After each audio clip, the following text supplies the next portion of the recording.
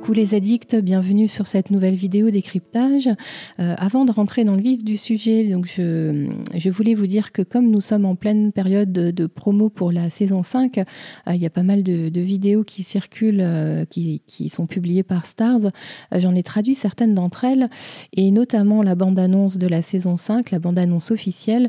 Alors sur la chaîne, vous retrouverez deux versions de la traduction de cette bande-annonce. La première que j'avais publiée n'était pas de très bonne qualité, donc surtout n'hésitez pas à plutôt aller regarder les images qui sont en qualité optimale, en qualité HD. C'est franchement beaucoup mieux pour les yeux.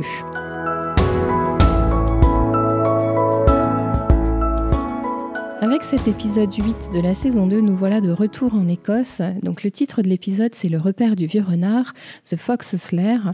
Et rien que le générique qui a un peu changé, si vous avez remarqué, il y a de nouvelles images, une réorchestration de la musique un peu plus militaire, avec des tambours. Et ça sonne à nouveau un peu plus Outlander. Donc on retourne en Écosse. Et dès les premières images de l'épisode, on est en immersion totale avec un survol des paysages écossais. Et franchement, ça fait du bien. Après Paris, qui, selon les propres mots de Jamie, était une amère déception, on se sent à nouveau chez nous. Je ne sais pas si vous le ressentez aussi. Et ce qu'on ressent également dans cet épisode, c'est que quelques mois se sont passés depuis le retour de France. Il y a une grosse élision d'un certain temps, je pense. Difficile à estimer, mais je dirais au moins 6 mois. D'ailleurs, à ce propos, moi j'ai une petite interrogation par rapport à la naissance du bébé de Jenny, puisque la dernière fois qu'on était à la Librock, donc c'est quand Jamie avait disparu, si vous vous souvenez, donc c'était l'épisode 13, The Watch, et puis épisode 14, je dis The Watch, c'est la garde en français, et l'épisode 14, lorsqu'ils sont à la recherche de Jamie, Claire et Murtock.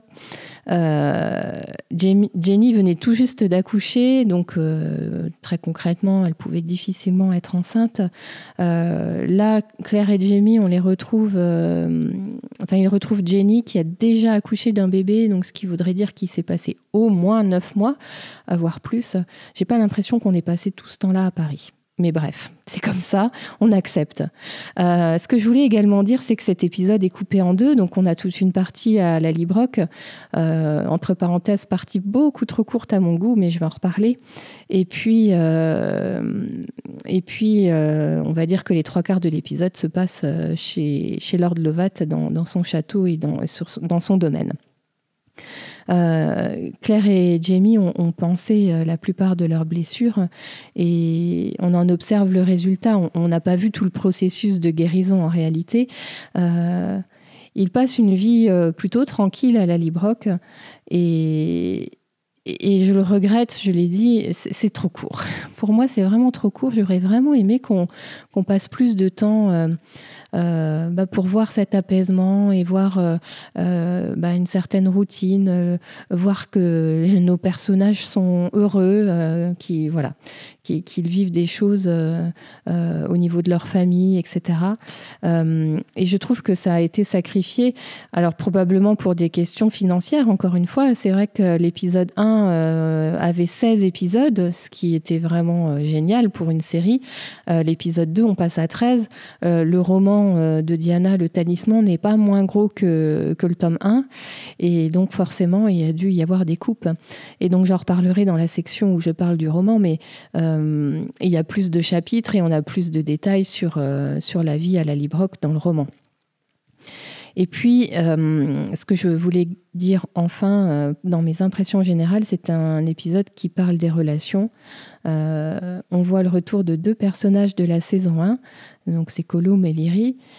Et c'est vrai qu'on est cueillis, là, on est pris par surprise quand Jamie et Claire arrivent dans le château de Lord Lovat. La première personne qu'ils rencontrent, c'est Colum. Et là, très sincèrement, on se demande d'où il sort. Et pour Lyrie, c'est pareil. Le fait que Claire se trouve nez à nez avec elle dans les extérieurs du château, c'est une grande surprise. Mais je vais parler de tout ça en détail juste après.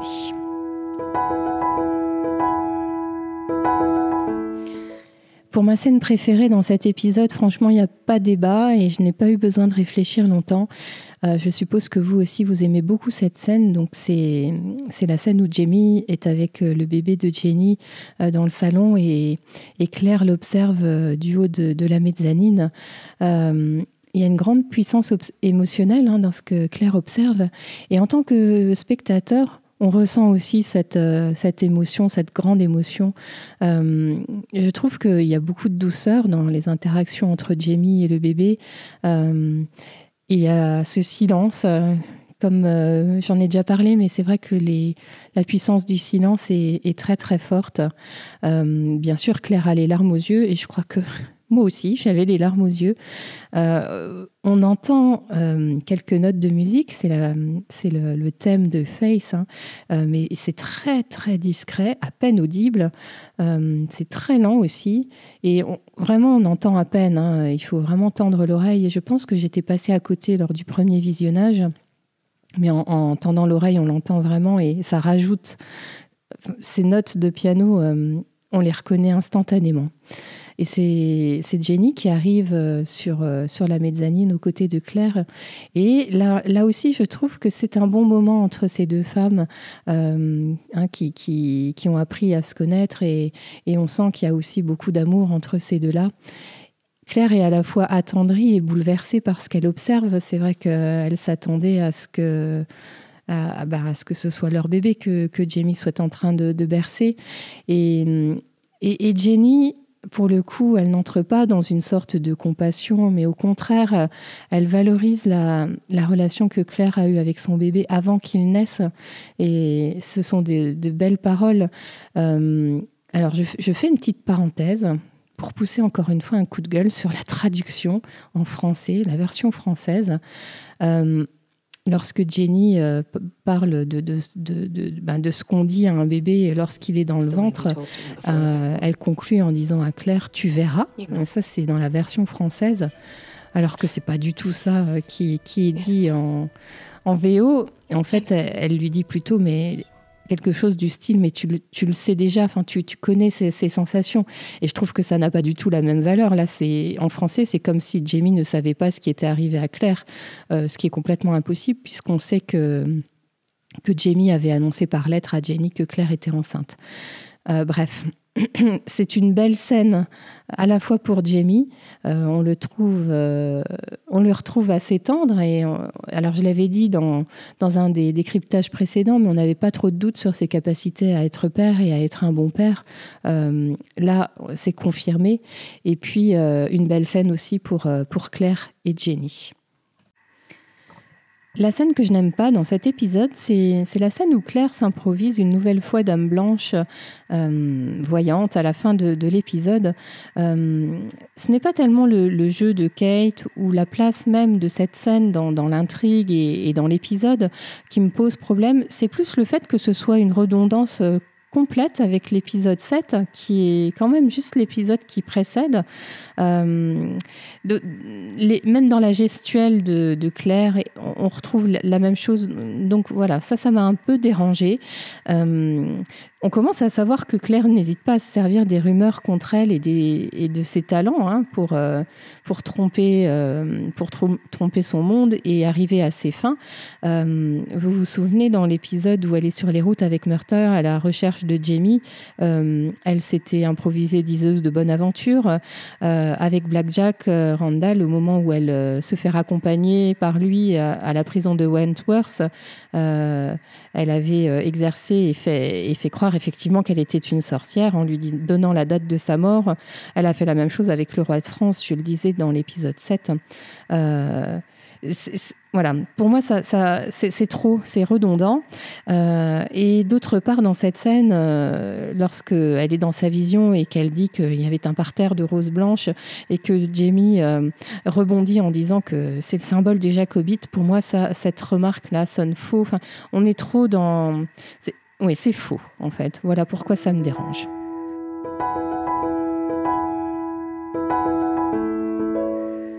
Il y a plusieurs choses que je souhaite mettre en lumière pour cet épisode et je vais commencer par le générique dont je parlais un peu tout à l'heure. Il y a plusieurs nouvelles images qui préfigurent la deuxième moitié de cette saison 2 et c'est accompagné, je le disais, par une musique un peu plus guerrière, un peu plus militaire. Donc si je décortique un peu les nouvelles images, on a quelques-unes. On voit d'abord une voiture et 2 personnes au bord d'un lac. Donc on sait qu'il va y avoir à nouveau un flash forward, je vais appeler ça comme ça. Alors bien sûr, pour nous autres qui avons déjà vu la suite, on sait que ces 2 personnes sont Brianna et Roger.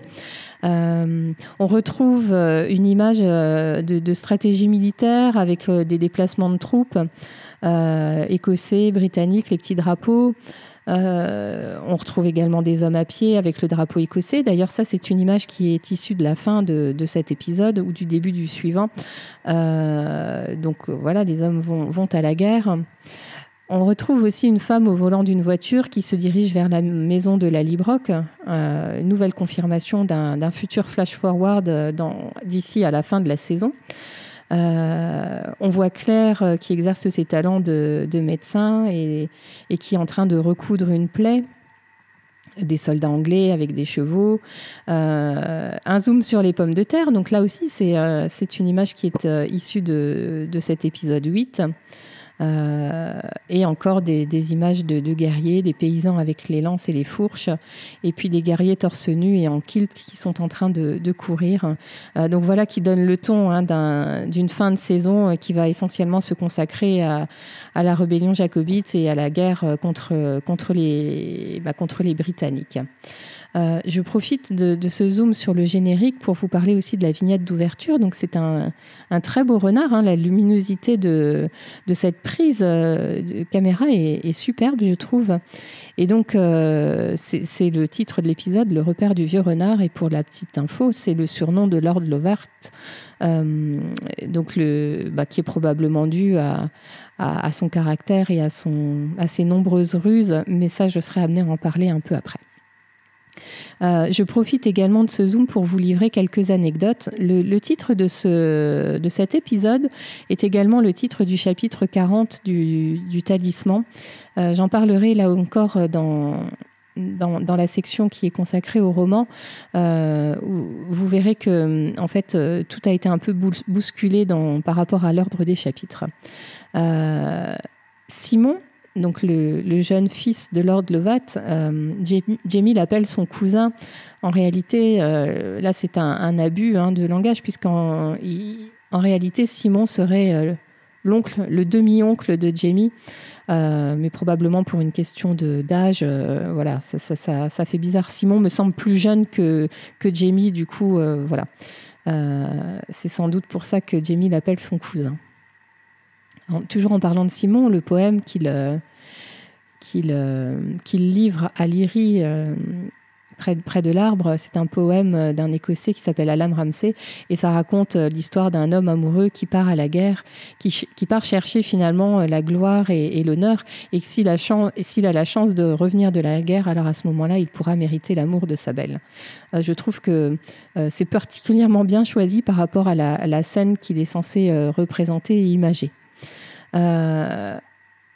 Que vous dire d'autre ? J'ai noté encore d'autres petites anecdotes. Oui, Clive Russell, qui joue le personnage de Lord Lovat, est un acteur anglais qu'on a déjà vu dans plusieurs séries, justement comme ça, un peu situées à l'époque soit moyenâgeuse ou l'époque 17e, 18e. Il a joué dans Game of Thrones, il a joué dans Le Roi Arthur, il a joué aussi dans Sherlock Holmes et dans un film au sujet de la reine Marie Stuart. Et pour la petite anecdote, dans le livre, Lord Lovat a des dents en bois. Et alors, les scénaristes et maquilleurs ont essayé de mettre des dents en bois à Clive Russell. Finalement, ils y ont renoncé. Alors, pas tellement pour une question visuelle, parce que je pense qu'ils auraient très bien réussi à nous faire voir ça. Mais lorsqu'on a une prothèse dans la bouche, le langage et la parole, on est forcément impacté. Donc, ça faisait un peu... patate chaude dans la bouche, donc finalement ils ont renoncé à ce petit détail tiré du livre. La dernière anecdote que je voudrais relever, ça concerne le prénom du dernier né de Jenny, le petit bébé que Jamie tient dans ses bras. C'est une petite fille et je ne sais pas si vous l'avez entendu, mais elle s'appelle Katrina. Et moi, ça m'a fait tilt. Enfin, je trouve que cette coïncidence est belle finalement. Alors les concepteurs de la série télé, bien sûr, n'ont rien inventé. Hein. C'est dans le livre. C'est Diana qui l'avait écrit, donc bien avant que le choix des acteurs et le casting soit fait. Et là, j'ai envie de vous renvoyer sur le site internet d'Angélique, dont je mettrai le lien dans les commentaires sous la vidéo. Angélique, j'en ai déjà parlé, elle vous parle des synchronicités d'un Outlander. Et ce sont toutes ces petites coïncidences, que ce soit sur les prénoms, les dates de naissance, les chemins de vie des différents acteurs et des personnages de la série. Franchement, c'est une analyse hyper intéressante, très, très profonde. Et je suis sûre que certains ou certaines d'entre vous seront étonnés et touchés de lire toutes ces coïncidences. Donc, allez y jeter un œil. Pour mon zoom suivant, je vais essayer de vous parler des liens familiaux dans l'épisode et surtout donc les nouveaux membres de la famille de Jamie que l'on découvre. Et je vais commencer par Simon. Donc je le disais juste avant, Simon est en réalité un oncle de Jamie. Hein. Et ça, Simon est un personnage qui semble plutôt faible. Hein. Il ne fait pas du tout le poids face à son père, qui pour le coup est d'un caractère bien trempé. Et j'en parle juste après. Pourtant, Simon sera le futur Laird à la mort de Lord Lovat. Et on se demande si vraiment Lord Lovat est dur avec lui pour le former et pour le préparer à devenir Lord. En tout cas, il n'hésite pas du tout à l'humilier publiquement. Et je ne suis pas sûre que ce soit forcément une très très bonne façon pour le préparer à assumer les futures fonctions de Lord, puisque les personnes qu'il sera amené à diriger ou à commander auront plutôt cette image de garçon faible et qui ne sait pas tenir tête à son père. Bon, Simon est surtout très jeune, hein, c'est vrai qu'il doit avoir à peine 20 ans, il est très facilement manipulable, il en pince pour Nyri, et ça, aussi bien Lord Lovat, son père, que Claire l'ont remarqué, et d'ailleurs, Claire ne va pas hésiter à s'en servir. Je le trouve quand même un peu subversif, ce jeune Simon, lorsqu'il dit qu'il aime la poésie. Je pense que ça ne doit pas vraiment plaire à son père. Alors, certainement qu'il ne lui en parle pas et qu'il ne s'expose pas, mais en tout cas, voilà, c'est sa façon à lui, sans doute, de prendre un chemin détourné et s'éloigner un peu de ce père qui a une très grande emprise sur lui. Et je lui trouve quelques sympathies. En fait, je me laisse un peu attendrir par ce personnage, déjà parce qu'on a envie de prendre sa défense très, très, très clairement, et aussi pour la force de caractère dont il a finalement fait preuve à la fin de l'épisode, lorsqu'il intervient pour empêcher que son père ne poignarde Claire. J'en viens à parler tout de suite de Lord Lovat. Donc Lord Lovat est le père de Simon, mais c'est également le père de certains nombreux autres enfants, puisque a priori il a une vie sexuelle et sentimentale assez dépravée, et c'est le grand-père de Jamie. Donc c'est le père de Brian Fraser, dont on apprend que c'est en réalité un bâtard. Hein. Donc le père de Jamie est le fils de Lord Lovat et d'une de ses cuisinières. Il a été reconnu, Brian Fraser a été reconnu par Lord Lovat, mais il n'est pas issu d'une union légitime. Et il est largement décrit par les personnages eux-mêmes, hein, et notamment par Jamie et puis par Jenny aussi. Et donc on apprend, et d'ailleurs on le constate aussi dans l'épisode, que c'est un homme duplice, finalement très rusé, qui tourne sa veste du côté qui sert ses intérêts. C'est également un personnage grincheux, ouvertement misogyne, qui ne respecte personne et pas ses membres de la famille plus que les autres. Il est très égoïste.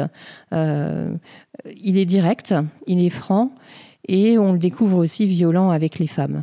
Pour la petite anecdote, c'est un personnage qui a réellement existé et qui est connu dans l'histoire écossaise et anglaise comme étant également un homme et un lord qui a tourné sa veste plusieurs fois tout au cours de sa vie mais qui a vécu longtemps. C'est un homme aussi que l'on découvre superstitieux et Jaime comme Claire se servent de ça pour arriver à leur fin. Et ce qu'on peut voir également, et là je ne pense pas que ce soit fin ou que ce soit surjoué par lui, c'est qu'il a été blessé, que son fils Brian se détourne de lui en faveur plutôt de sa femme et de la Librock. Et ce qu'on voit sur la fin de cet épisode, je ne sais pas si on sera amené à revoir Lord Lovat par la suite, mais c'est que il met en œuvre une ruse, encore une fois, pour sortir la tête haute du futur conflit qui va opposer les Écossais aux Britanniques, puisque il signe un traité de neutralité. Donc lui, officiellement, ne s'engage pas aux côtés des Jacobites dans la guerre, et néanmoins, il envoie son fils au combat avec des hommes. Et si ça tourne mal, et si ça tourne à l'avantage des Britanniques, il pourra toujours dire que son fils a pris ses propres décisions tout seul. Très malin, Lord Lovat. Je poursuis avec les liens familiaux, et donc Lord Lovat est le père de Brian Fraser, et Brian Fraser avait épousé Hélène Mackenzie, qui elle est la sœur de Colum, même si Colum avait également désapprouvé le mariage de sa sœur Hélène en son temps, ça reste sa sœur, et finalement on voit bien que Jaime, son neveu, est quelqu'un d'important pour lui et pour qui il a de l'attachement et il a du respect et même de l'amour filial. Jaime a été formé et a vécu chez les Mackenzie pendant au moins 1 an au cours de sa jeunesse, juste avant d'aller en France. Et Colum, on le sait, par rapport à toutes les histoires qui ont eu lieu entre Hélène, sa sœur, et donc Lord Lovat, ça fait que c'est un ennemi de Lord Lovat. Ils ne sont pas du tout alliés. En revanche, là, on découvre Colum au château de Beaufort parce qu'il est venu chercher un allié dans son plan de rester neutre dans la rébellion. Colum, on le sait, est quelqu'un d'intelligent qui raisonne beaucoup et il raisonne sur ses expériences passées et sur ses expériences et ses connaissances de l'histoire. Et il aimerait que Jaime, son neveu, pour qui il a beaucoup de respect et d'affection, je le disais, il aimerait que Jaime suive ses conseils de rester en dehors de cette rébellion. Et il lui parle là en homme d'expérience. Et on le découvre abattu quand il comprend que Jaime suivra ses propres instincts et n'écoutera pas ses conseils. J'aime beaucoup la tirade de Colum sur l'histoire qui se répète et sur les enseignements que l'on doit tirer du passé, alors qu'à l'inverse, Jaime, lui, est porté par les connaissances que Claire lui a apportées du futur. Donc je trouve que c'est un beau parallèle et un bel antagonisme là. On découvre un Colum vraiment satisfait, le sourire, le petit sourire qu'il a lorsque Lord Lovat accepte de signer le traité de neutralité. Voilà. Et je trouve que les adieux de la fin entre Jaime et Colum sont beaux. On sent qu'il y a de l'émotion entre eux et de l'émotion chez Colum. Il dit au revoir à son neveu, ses mains qui se touchent. On sent l'affection et le respect. Je pense que Colum se demande s'il reverra un jour son neveu et finalement il lui souhaite du bon.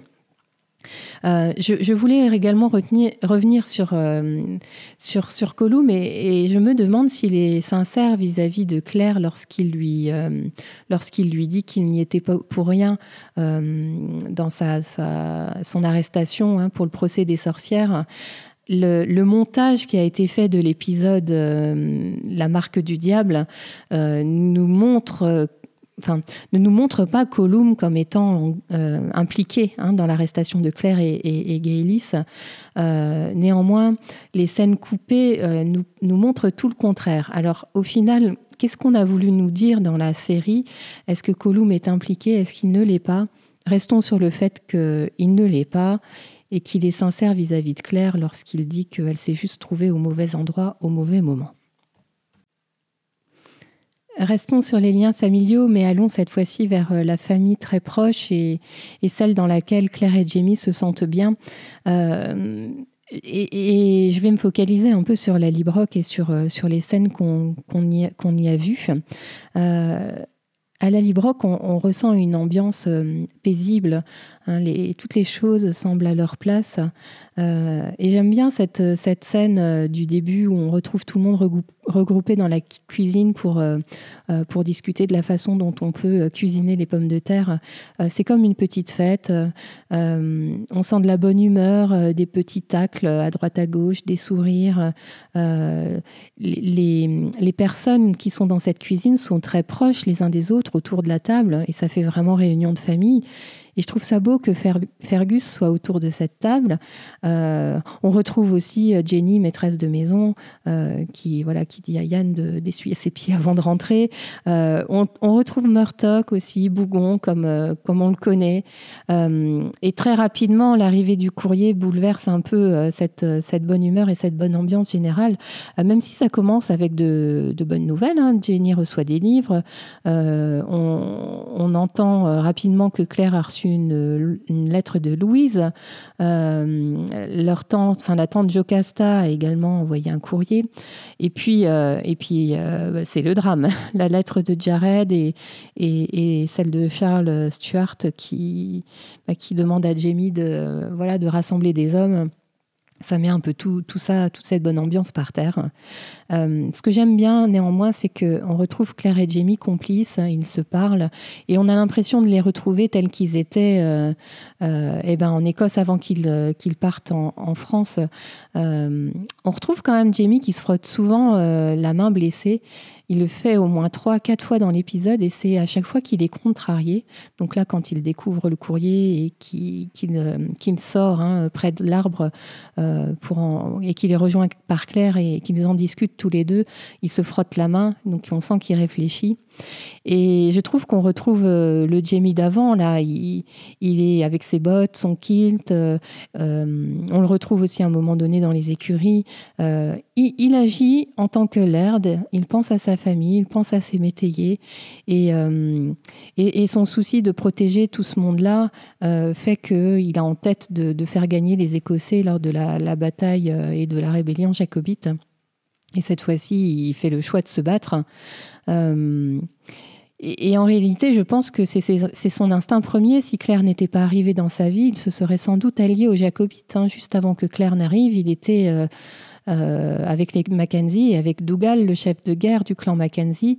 Dougal, dont on sait qu'il est ouvertement jacobite. Jamie aurait sans doute suivi le mouvement.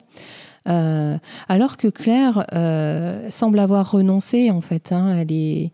Elle aspire à une vie tranquille.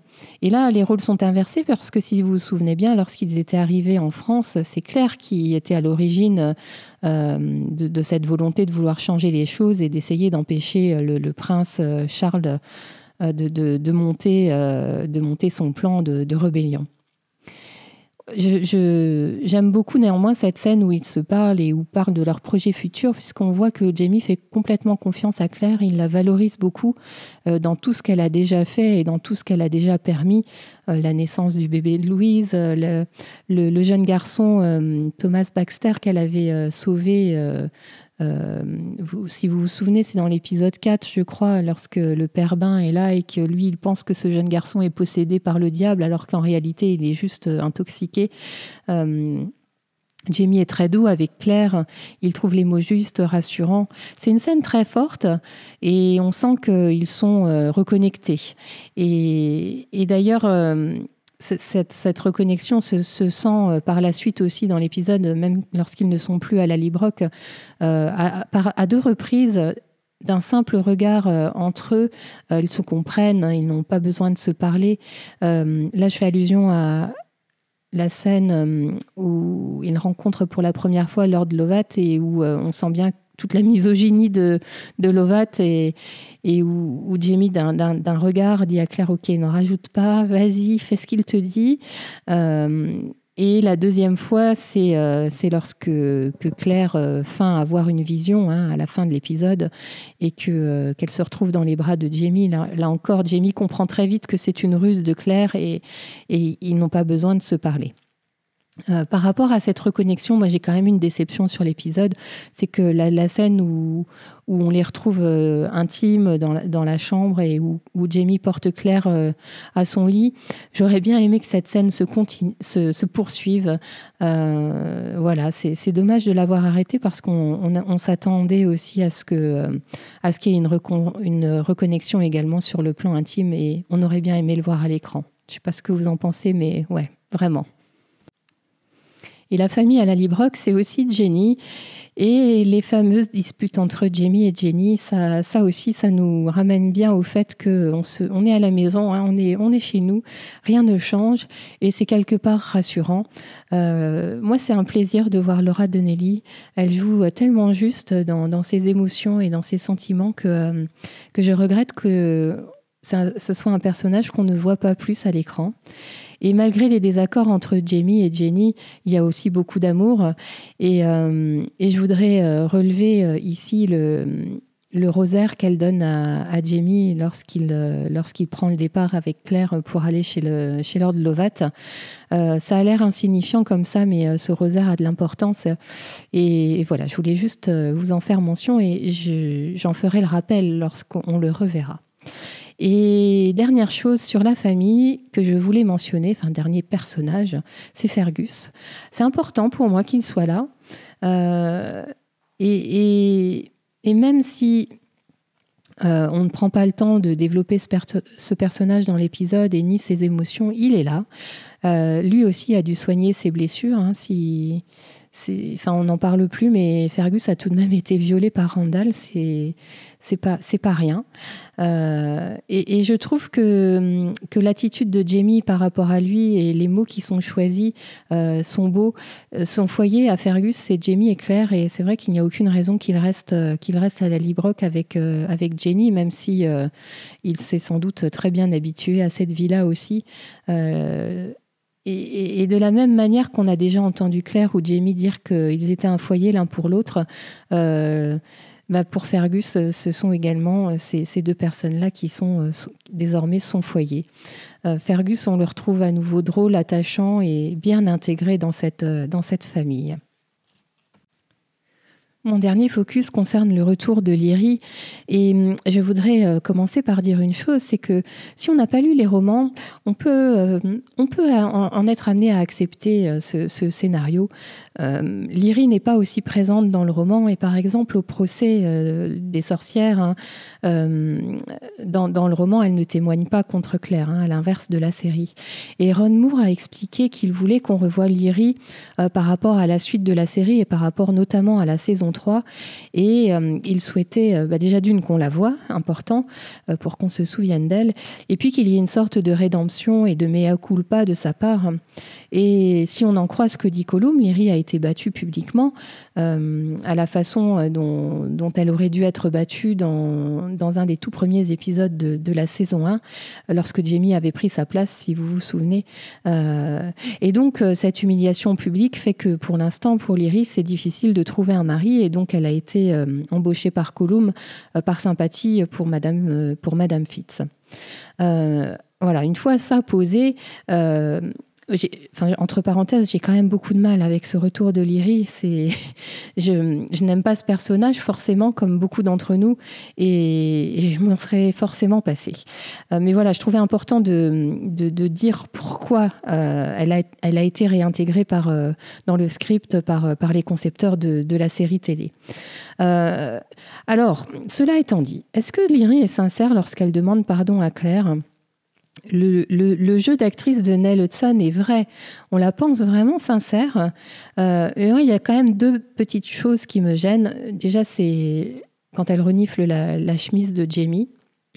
Voilà. Et la toute dernière phrase qu'elle prononce dans l'épisode, lorsque Jamie a tourné le dos et qu'elle dit à demi-mot qu'elle accepte qu'elle aimerait qu'un jour il lui offre son pardon, 3 petits points, et son amour. Je pense que Lyrie n'est pas sincère du tout.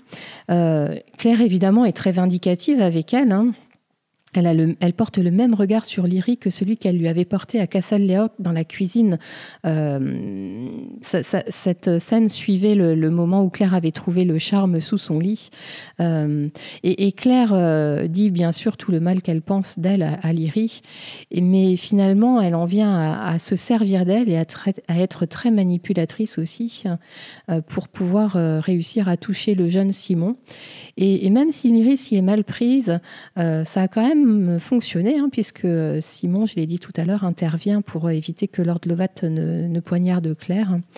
Et donc, Claire est reconnaissante vis-à-vis de Lyrie et elle demande à Jaime d'aller la remercier. Évidemment, Jaime est dubitatif, mais parce que Claire lui demande de le faire, il est OK, il le fait.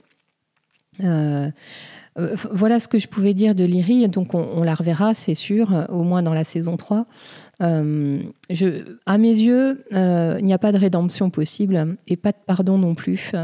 Je pense que Claire ne lui a pas sincèrement pardonné de son côté non plus. Mais en tout cas, voilà, le processus est enclenché et Jaime a fait un pas vers elle.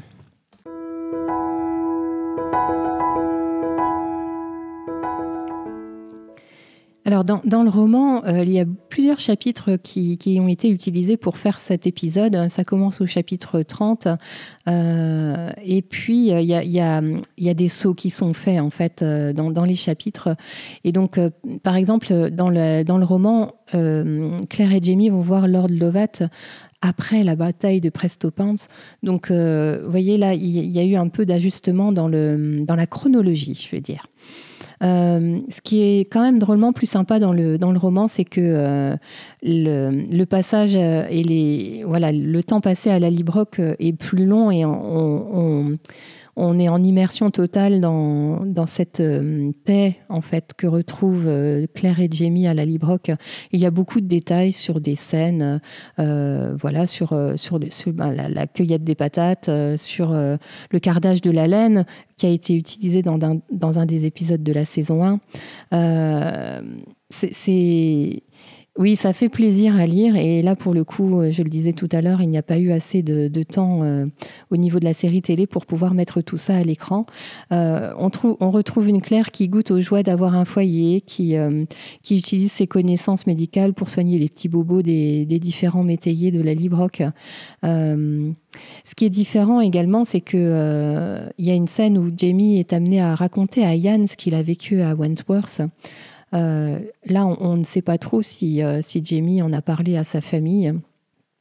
Et ce qui change également, c'est que ce temps passé là est beaucoup plus manifeste et j'ai l'impression que il s'est passé bien plus d'1 an entre le retour de France et puis ce passage à la Librock. Lorsque Claire et Jaime vont à Beaufort voir Lord Lovat, ils y restent beaucoup plus longtemps que ce qu'on nous fait voir à l'écran. Plusieurs semaines en réalité. Les relations entre Simon et son père sont un peu différentes, même si évidemment Lord Lovat est très grincheux et on ne l'aime pas beaucoup plus dans le roman, mais je trouve que la nature des relations est moins dédaigneuse en fait. Il a un peu plus de respect pour son fils. Et les relations entre Lord Lovat et Jaime sonnent aussi un peu différemment dans le roman. Il y a également Maisry, j'en ai pas parlé du tout là dans mon décryptage avant maintenant, cette voyante de Lord Lovat. En réalité, c'est une jeune femme dans le roman et elle a une discussion beaucoup plus profonde avec Claire sur les visions, sur l'impact qu'on peut avoir à révéler ce qu'on sait du futur et ce qu'on anticipe. Je trouve que c'est intéressant à lire. Ça, là encore, par manque de temps, ça n'a pas été complètement retraduit dans l'épisode. Voilà, je ne serai pas beaucoup plus longue dans cette section parce que les éléments sont vraiment mélangés et c'est difficile de suivre le fil. Mais peut-être une occasion, une fois de plus, pour vous d'essayer de lire ce roman passionnant.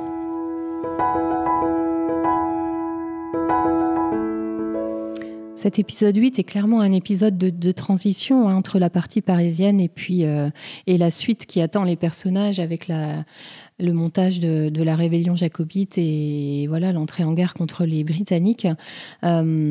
C'est un épisode qui a beaucoup parlé des relations, qui a posé les choses. Il est moins puissant émotionnellement que le dernier épisode, donc c'est vrai que moi je l'ai un peu moins apprécié, c'est clair. Comme tout épisode de transition, il y a moins d'intrigue, hein, on est un peu moins emporté par tout ça. Néanmoins, c'est un bel épisode. Je n'arrive pas à détester d'épisodes dans cette série, donc je ne le dirai jamais. La suite nous promet d'être un peu plus animée, je pense. Et donc, je vous retrouve très vite pour le décryptage de l'épisode 9. En attendant et avant de vous quitter, je vous encourage vivement à laisser vos commentaires au sujet de cet épisode ou de mon décryptage d'ailleurs. J'ai réellement apprécié lire vos commentaires au sujet de la question que je vous posais sur la présence de l'orange dans l'épisode précédent.